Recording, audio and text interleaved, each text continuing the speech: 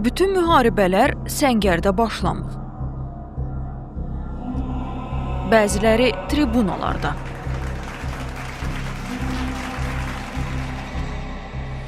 Bəziləri danışıqlarda.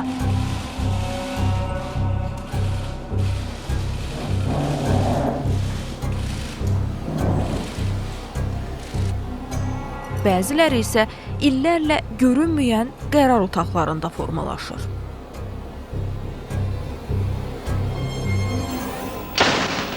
Qarabağ müharibəsi də 2020-ci ildə başlamadı.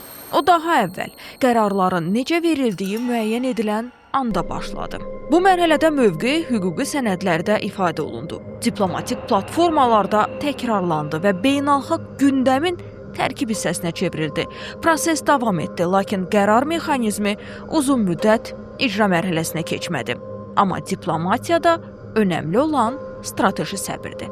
Bəzi qərarlar səs-küy içində verilmir. Onlar zamanla formalaşır və qol çəkildiyi anda artıq dəyişdirilməz olur.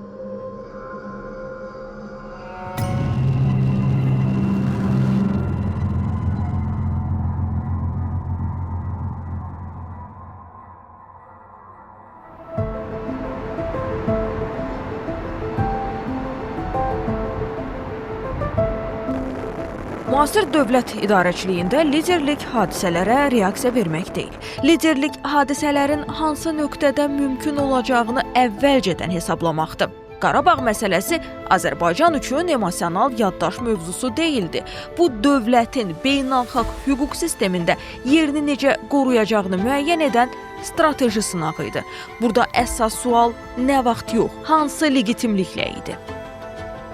Qarabağ mövzusu uzun illər emosional çağırışların mərkəzində olub. Amma dövlət üçün emosiyalar yox, idarə olunan nəticə vacibdir. Prezident İlham Əliyevin strategiyası Qarabağı hisslərin yox, dövlət mexanizminin predmeti kimi qurmaq üzərində formalaşmışdı. Bu yanaşma tələsmirdi. Bu yanaşma zamanla işləyirdi.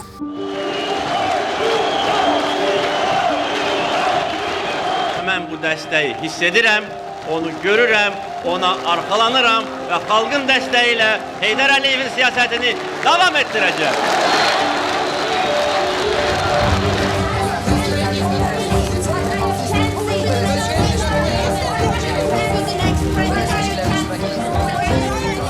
...2003-cü ildə prezident seçkilərindən sonra İlham Əliyev hakimiyyətə gələndə Heydər Əliyevin siyasəti davam etdi. Qarabağ məsələsi dövlətin əsas təhlükəsizlik gündəliyində qaldı. Məsələ ilə bağlı mövqe rəsmi sənədlərdə və beynəlxalq çıxışlarda eyni məzmunla təqdim olunmağa başladı. 2003-2004-cü illərdə Azərbaycan tərəfi beynəlxalq platformalarda münaqişənin hüquqi əsaslarını sistemli şəkildə vurğuladı. BMT Təhlükəsizlik Şurasının 822, 853, 874 və 884 saylı qətnamələri əsas hüquqi istinad kimi saxlanıldı. Ərazi bütövlüyü prinsipi danışıqların dəyişməz bazası kimi təqdim olundu. Bu dövrdə ATƏT-in Minsk qrupu çərçivəsində aparılan təmaslarda Qarabağın statusu ilə bağlı alternativ modellər rəsmi mövqeyə daxil edilmədi. Danışıqların yalnız işğal olunmuş ərazilərin azad edilməsi, məcburi köçkünlərin qayıdışı və təhlükəsizlik mexanizmləri kontekstində aparıldı.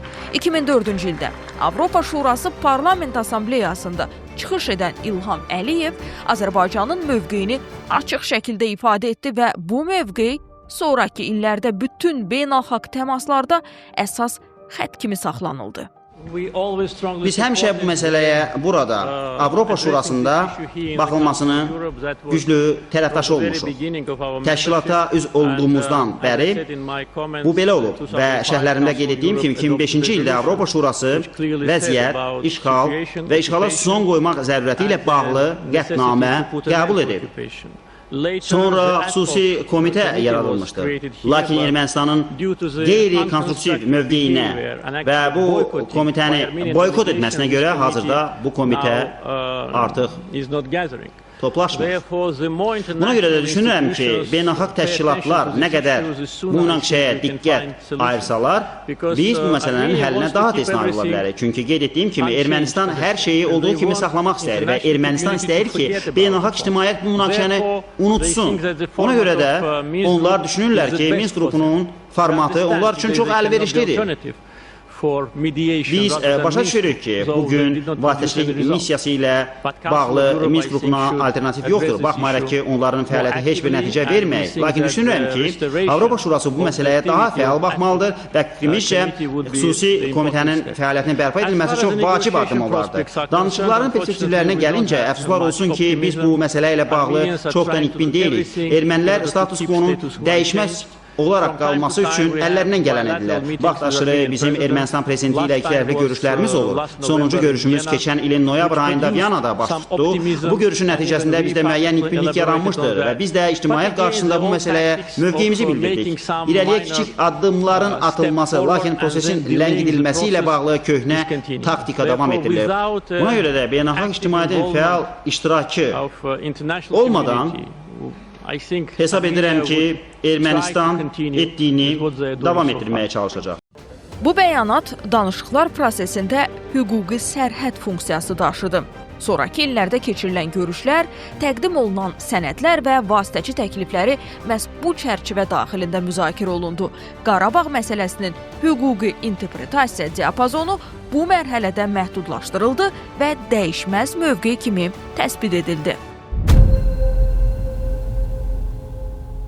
Burada atəşkəs pozuntuları mütəmadi qeydə alınıb. Mülki əhali təhlükə altında yaşayıb.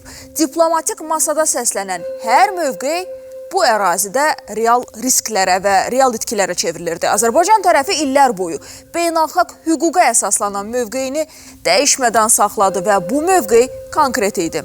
Bu konkretlik cəbhədə vəziyyəti idarə olunmasına imkan verirdi.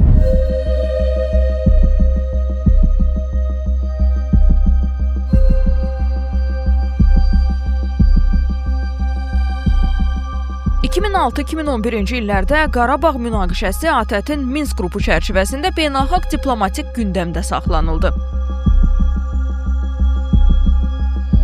Azərbaycan və Ermənistan prezidentləri bir neçə dəfə birbaşa görüşlər keçirdi. Prosesə Amerika Birləşmiş Ştatları, Rusiya və Fransa vasitəçi kimi cəlb olundu. Rəsmi format dəyişmirdi, lakin nəticə mərhələsinə keçid də baş vermirdi. 2007-ci ildə təqdim olunan Madrid prinsipləri münaqişənin mərhələli həlli modelini ehtiva edirdi. Sənəddə işğal olunmuş ərazilərin boşaldılması, məcburi köçkünlərin qayıdışı və təhlükəsizlik mexanizmləri nəzərdə tutulurdu. Prinsiplər beynəlxalq hüquqa əsaslanırdı və Azərbaycanın ərazi bütövlüyü anlayışını dəyişmirdi. Buna baxmayaraq, sənəd uzun müddət icra mexanizmi olmayan çərçivə kimi saxlanıldı.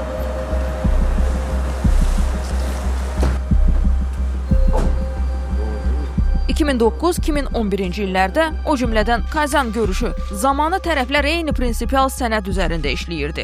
Azərbaycan tərəfi mərhələli həllə hazır olduğunu bildirirdi. Ermənistan tərəfi isə işğal olunmuş ərazilərin boşaldılması ilə bağlı konkret vaxt qrafiki və öhdəlik təqdim etmirdi. Elə bu mövqe danışıqların nəticəyə çevrilməsinə imkan vermirdi. Bu dövrdə beynəlxalq vasitəçilərin yanaşması diqqət çəkən fərq yaradırdı. Bir tərəfdən BMT Təhlükəsizlik Şurasının qətnamələri qüvvədə saxlanılırdı. Digər tərəfdən həmin qətnamələrin icrası ilə bağlı hər hansı məcbur edici mexanizm tətbiq olunmurdu. İşğal faktı tanınırdı, amma nəticə doğuran siyasi qərar qəbul edilmirdi.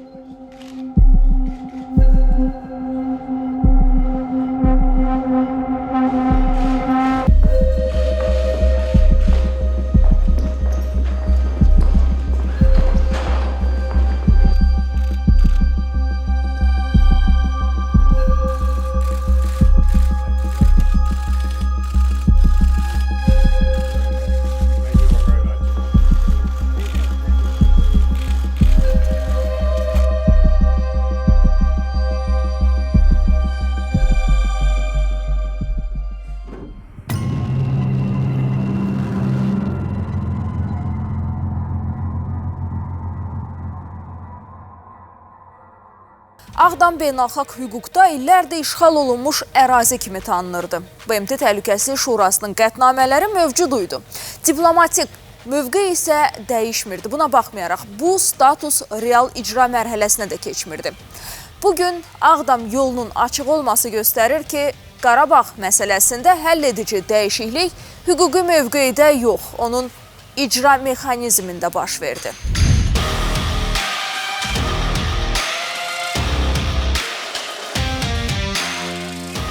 2011-2016-cı illərdə Qarabağla bağlı siyasi mövqe, hərbi və institusional imkanlarla paralel şəkildə gücləndirildi. Bu dövrdə Azərbaycanın müdafiə xərcləri ardıcıl şəkildə artırıldı.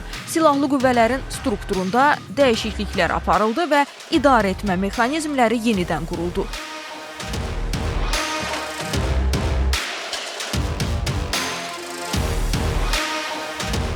Müdafiə sənayesi ayrıca istiqamət kimi formalaşdı. Yerli hərbi istehsal müəssisələrinin sayı artdı. Müxtəlif növ sursatlar, pilotsuz uçuş aparatları və taktiki vasitələr istehsala buraxıldı. Bu, ordunun təchizatında xarici asıllığın azaldılmasına və əməliyyat davamlılığının təmin olunmasına imkan verdi. Bu mərhələdə eyni zamanda Azərbaycan ordusunda geniş miqyaslı hərbi təlimlər də keçirildi. Təlimlərdə qoşunların operativ idarə olunması, müxtəlif qoşun növləri arasında koordinasiya və real döyüş ssenariləri üzrə fəaliyyət test olundu. Komanda nəzarət sistemləri təkmilləşdirildi. Əməliyyat planlaşdırılması real döyüş şəraitinə uyğunlaşdırıldı.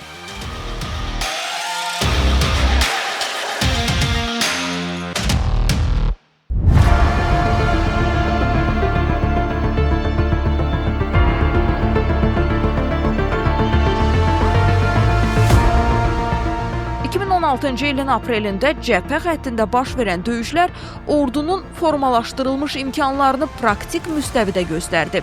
Bir sıra strateji mövqelər nəzarətə götürüldü, əməliyyatların qısa müddətdə və koordinasiyalı şəkildə aparılması təmin olundu.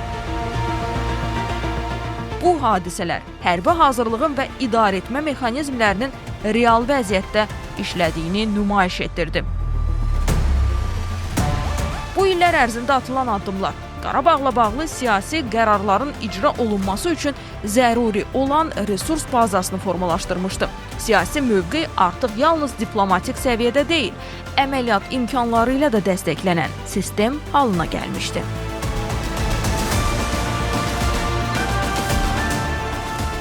Lələtəpə əməliyyatı bizim şanlı tariximizdir.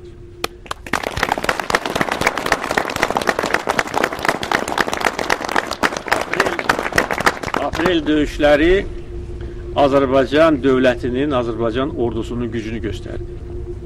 Biz düşmənə döyüş meydanında sübut etdik ki, biz güclüyük. Biz ermənilərin uzun illər ərzində yaratdıqları mifi, yalanı dağıtdıq ki, güya onların belə güclü ordusu var. Bugün döyüş meydanında biz sübut etdik ki, kimin ordusu güclüdür, kimin ordusu nəyə qadirdir. Bizim hərbçilərimiz böyük qəhrəmanlıq göstərmişlər. Biz şəhidlər vermişik, Allah bütün şəhidlərimizə rəhmət eləsin. Yaralılar olubdur. Müstəqillik dövründə Azərbaycan gəncləri böyük zirvələrə çatıbdır. Onlarda vətənpərvərlik ruhu, döyüş qabiliyyəti, döyüşkənlik ən yüksək səviyyədədir. Və aprel döyüşləri bizim şanlı tariximizdir. Bir çox strateji yerləri biz işğalçılardan azad etdik. Həm Füzuli, Cəbrayıl rayonlarında, eyni zamanda Ağdərə rayonunda, keçmiş Dağlıq Qarabağ Muxtar vilayətinin ərazisi olan yerləri də biz qaytarmışıq və keçmiş Dağlıq Qarabağ Muxtar vilayətinin ərazilərinin bir hissəsi işğalçılardan təmizlənib, azad edilib.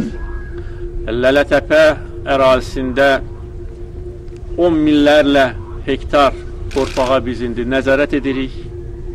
Erməni ordusu orada tərpənə belə bilmir.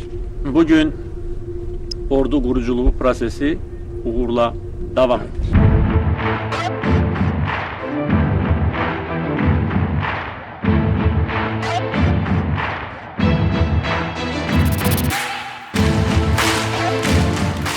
...2017-2020-ci illər.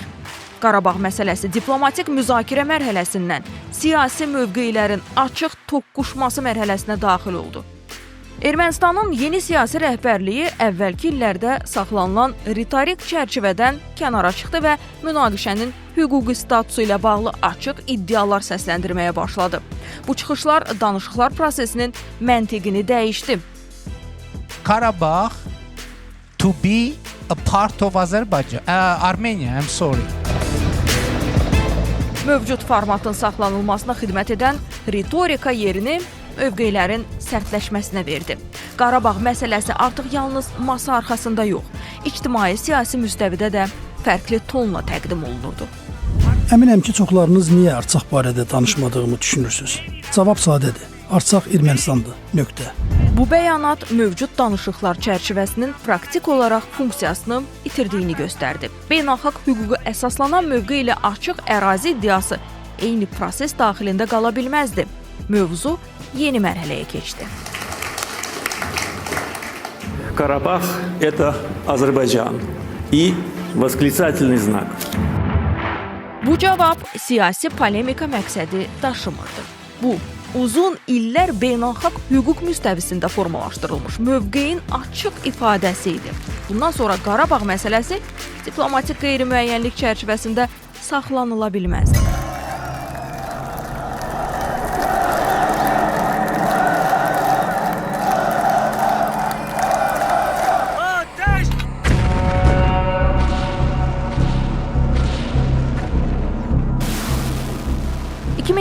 ilin sentyabrına gəldikdə siyasi qərar üçün hüquqi, diplomatik və hərbi şərtlər formalaşmışdı.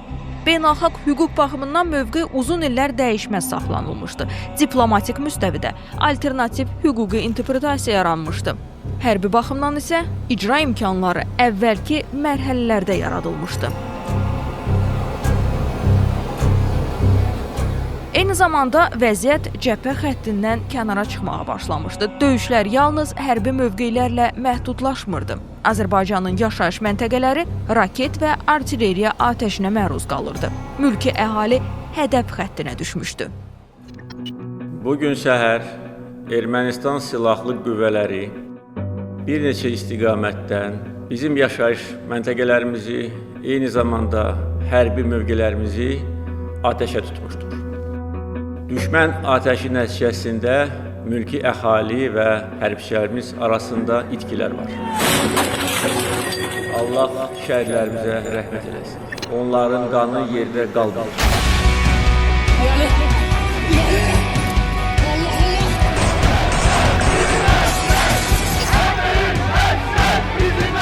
Bu şəraitdə qəbul edilən qərar ani reaksiya kimi deyil. Mövcud prosesin idarə olunması üçün verilmiş siyasi qərar kimi ortaya çıxdı. Biz öz torpağımızdayıq. Bizim başqa ölkələrin torpağında gözümüz yoxdur. Amma öz torpağımızı heç kimə verən deyil. Biz haqq yolundayıq. Biz özümüzü müdafiə edirik. Biz heç kimin torpağına göz dikməmişik. Heç kimin torpağında, Ermənistan ərazisində Azərbaycan silahlı birləşmələrinin heç bir məqsədi, hədəfi yoxdur. Ancaq öz torpağımızda biz özümüzü müdafiə edəcəyik və işğal edilmiş torpaqlarımızı işğalçılardan azad edəcəyik. Bu cümlə əməliyyatın hüquqi çərçivəsini müəyyən etdi. Hərbi fəaliyyət beynəlxalq hüquq normaları çərçivəsində təqdim olundu və bu yanaşma müharibənin bütün mərhələlərində saxlanıldı.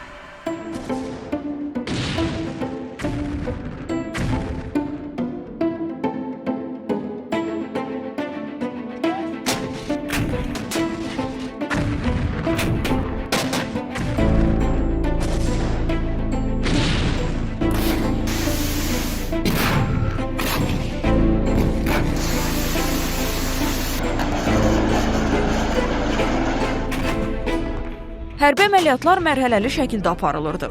Əməliyyat dərinliyi yaradılırdı, strateji yüksəkliklər nəzarətə götürülürdü. Ardınca yaşayış məntəqələri bir-bir azad edilirdi. Bu ardıcıllıq əvvəlcədən hesablanmış əməliyyat planına uyğun icra olunurdu. Eyni zamanda münaqişə hərbi xəttdən kənara daşındı.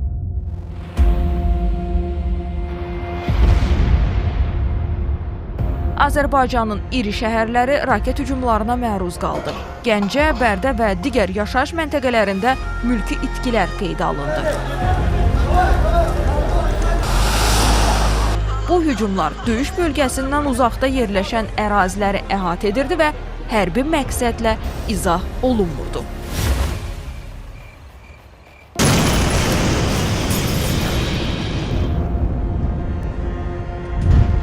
Düşmənin oktyabrın 11-də gecə saat 2 radələrində Gəncənin mərkəzi hissəsindəki çox mənzilli yaşayış binası humanitar atəşkəs rejiminin tələblərini pozaraq Azərbaycanın dinc əhalisini qəsdən hədəf almaqla yaşayış məntəqələrini ağır artilleriyadan atış ətrafda olan bütün yaşayış evləri, eyni zamanda iaşə obyektləri tamamilə yararsız vəziyyətdə düşür. 5 nəfər həlak olub, 28 nəfər yaralanıb.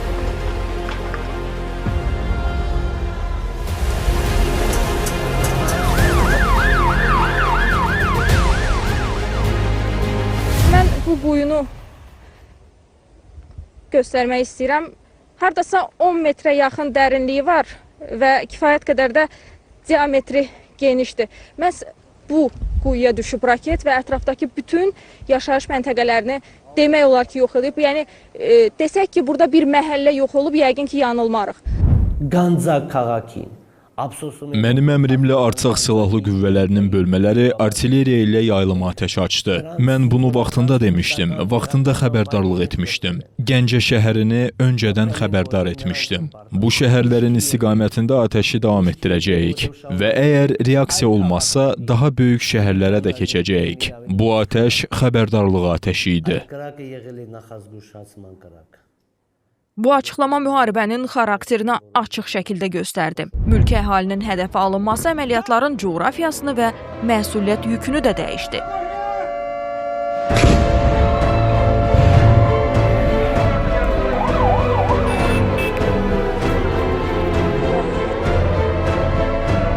Gördüm, tüstü biz tərəfdə çıxır. Getdim ki, uşaq yoxdur. Yoxdur uşaq.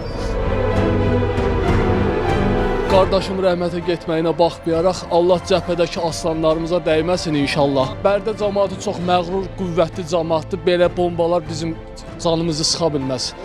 Bizim bütün fikrimiz, zikrimiz hamısı ordudadır. Allah ordumuzu qorusun. Bir müddət sonra bu sözləri deyən şəxs artıq tribunalarda yox idi. Antiterror əməliyyatları zamanı qərarın müəllifi gizlənirdi.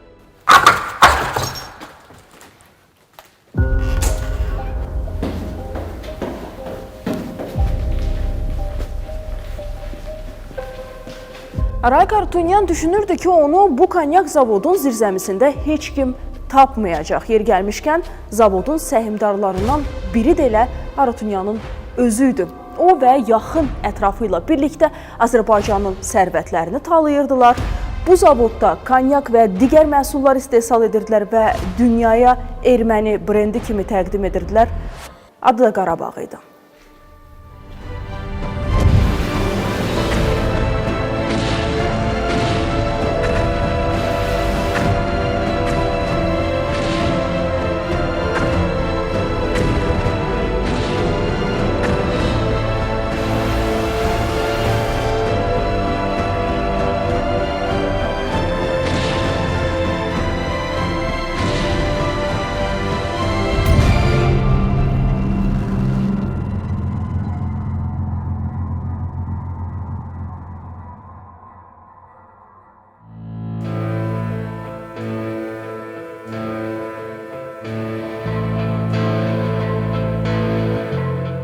Azad olunan ərazilərlə bağlı məlumatlar rəsmi mənbələr üzərindən ardıcıl və yoxlanıla bilən formada təqdim edilirdi.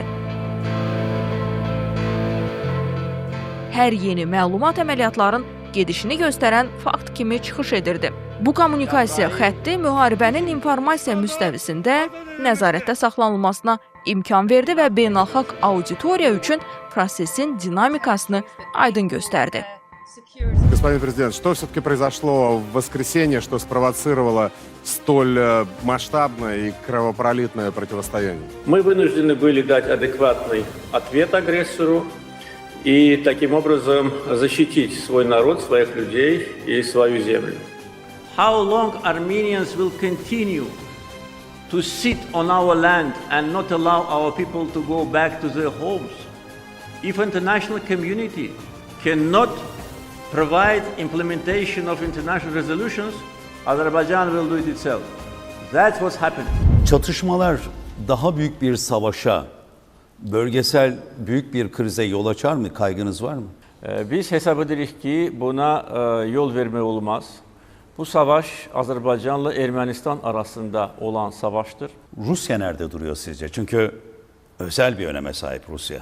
Ermənistanın bu çatışmanı bölgenin dışına çıkarmak amacı da zaten Rusya'nı bura cəlb etməkdir. Вы очень жестко ответили президенту Франции, призвали его принести извинения за слова о наемниках, которые сражаются на стороне азербайджанской армии. Мы в наемниках не нуждаемся, и в моих телефонных разговорах с президентом Франции я достаточно аргументированно отстаивал нашу позицию.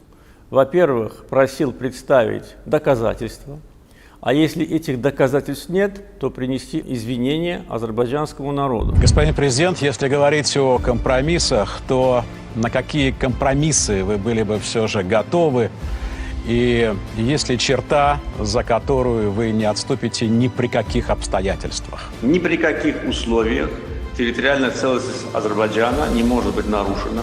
Ни при каких условиях Азербайджан не даст согласия на независимость Нагорного Карабаха, но одновременно наше предложение исходило из того, что в будущем на территории Нагорного Карабаха должны мирно жить и сосуществовать армянская община и азербайджанская община.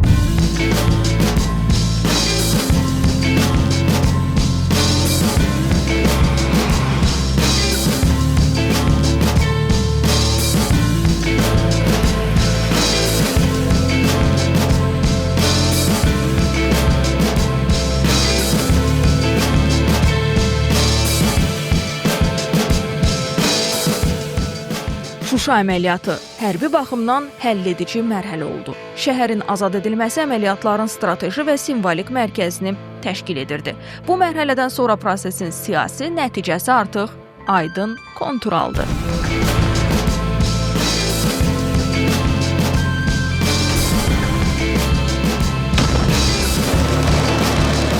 Əziz Şuşa, sən azadsan. Əziz Şuşa, biz qayıtmışıq. Bu bəyanat hərbi mərhələnin siyasi nəticəyə çevrildiyi nöqtə oldu. Bu günlər, bu dəqiqələr ən xoşbəxt günlər, dəqiqələrdir. Mən də xoşbəxtəm ki, bu xoş xəbərləri, bu müjdəni Azərbaycan xalqına verirəm. Xoşbəxtəm ki, biz öz vətənimizə, doğma Qarabağımıza qayıdırıq. Qarabağımızın tacı olan Şuşaya qayıdırıq. 10 noyabr 2020-ci il sənədi. Qarabağ məsələsində uzun illər aparılan siyasətin hüquqi nəticəyə çevrildiyi mərhələ oldu. Münaqişə hərbi yolla deyil, hüquqi sənədlə tamamlandı. Bu nəticə sülhün müharibə yolu ilə əldə edilməsi paradoksu kimi deyil. Uzun müddət icra olunmayan beynəlxalq hüququn tətbiqi kimi ortaya çıxdı. Qərar verilmişdi, icra olunmuşdu və nəticə rəsmiləşdirilmişdi.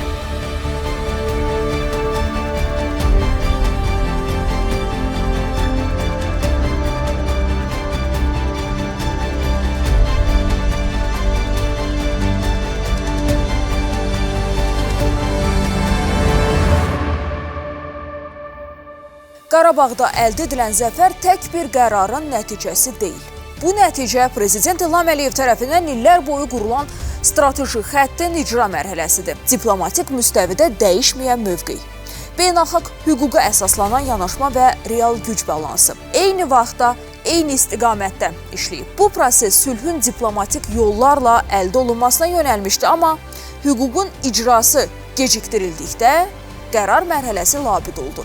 Həmin anda verilən qərar illərin siyasi hazırlığına, formalaşdırılmış imkanlara və lider iradəsinə söykənirdi. Bu yol sənədlərdən başladı, tribunalardan keçdi və nəticə olaraq real coğrafiyada təsdiqləndi. Burada atılan addım təsadüfi deyil, bu dövlət adına çəkilmiş qoldur.